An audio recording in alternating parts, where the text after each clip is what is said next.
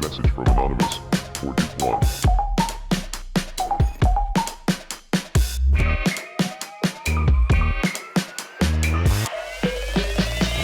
Todos los días, miles de fotografías pasan por delante de nuestros ojos en libros, en revistas, en el móvil, en la calle. Todas estas imágenes construyen nuestro conocimiento del mundo. Hoy, vemos ciudades lejanas como París, Londres o Nueva York, antes en fotografías que en la realidad. Y también conocemos obras de arte como Las Meninas de Velázquez a través de una foto antes que verla en directo en el Museo del Prado. Nuestra experiencia del mundo está modelada por la fotografía. Pero, ¿qué es realmente una fotografía? ¿Es la imagen de la realidad? La palabra fotografía quiere decir literalmente escritura de la luz y se produce habitualmente con una cámara de fotos. En la cámara, la luz entra a través de las lentes del objetivo y gracias al fenómeno óptico de la cámara oscura, la imagen del exterior se proyecta en el interior. Allí impresiona la película, un material sensible a la luz donde se registra la imagen latente, que al ser revelada se hace finalmente visible. En las cámaras digitales que tenemos hoy, el proceso es parecido, pero es todo electrónico. Por eso, ya no tenemos que revelar las fotos y podemos verlas en nuestra pantalla inmediatamente. Si la fotografía muestra una imagen de lo que vemos, ¿quiere decir que la fotografía es una imagen objetiva de la realidad? No exactamente. La fotografía trabaja con la realidad visible. Podríamos decir que es como una huella de lo que está delante de la cámara, pero es el fotógrafo o la fotógrafa quien decide qué muestra y cómo lo hace. Y esto tiene más importancia de lo que parece. El teórico francés Roland Barthes explicaba esta cuestión como la paradoja de la fotografía. Decía que la paradoja fotográfica reside en la coexistencia de dos mensajes, uno de ellos sin código, que sería el análogo fotográfico, y otro con código, que sería el arte, el tratamiento, la escritura o, en definitiva, la retórica de la fotografía.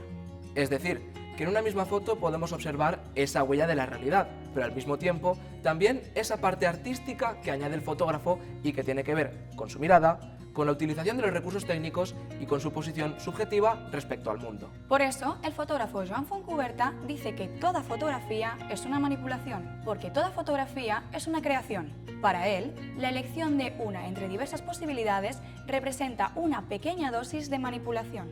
Encuadrar es una manipulación, enfocar es una manipulación, seleccionar el momento del disparo es una manipulación. La suma de todos estos pasos se concreta en una imagen resultante, una manipulación sin paliativos. Crear equivale a manipular. De esta forma, todas las elecciones que haga un fotógrafo escribirán, es decir, construirán la fotografía de un modo determinado.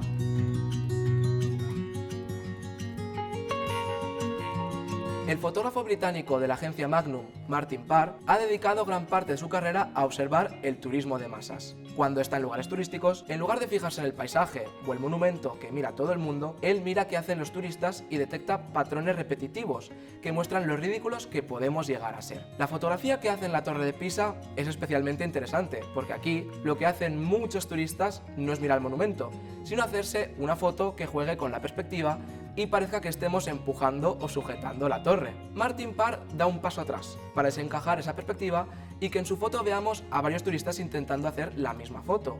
Con este recurso, su fotografía se convierte en una parodia de las prácticas turísticas, pero también de las prácticas fotográficas del turismo de masas, y lo hace solamente seleccionando el encuadre y la perspectiva que va a tomar en la foto. Es decir, escribe su punto de vista crítico a través del lenguaje fotográfico.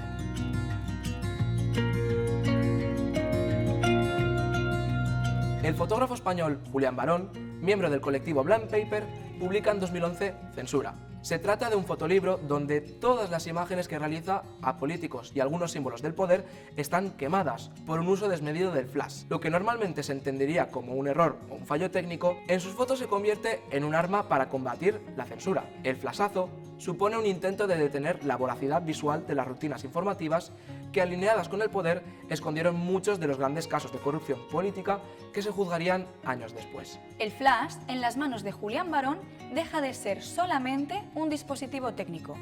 A través del error, del fallo, lo desprograma para convertirlo en un gesto estético, que se transforma en una acción política. El flash nos ciega y se convierte en la metáfora de una sociedad cegada por la pompa del poder.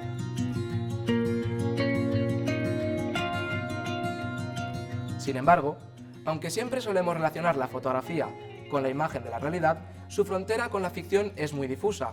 Los afronautas es el primer fotolibro de la fotógrafa alicantina Cristina de Middel.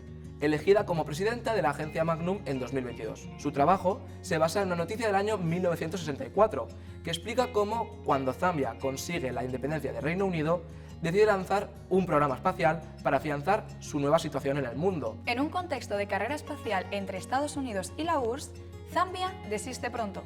Sin embargo, Cristina de Middel rescata esta historia para ponerla en imágenes e imaginar cómo hubiesen podido ser. Trabaja con modelos en Alicante y confecciona ella misma los trajes espaciales. Su interés consiste en mostrar una idea diferente del continente africano, lejos del paternalismo y la condescendencia habitual con la que se suele tratar. Y al mismo tiempo, obliga al público a cuestionarse la propia imagen, porque aunque estas fotografías son ficción, parte de la historia que narran es real.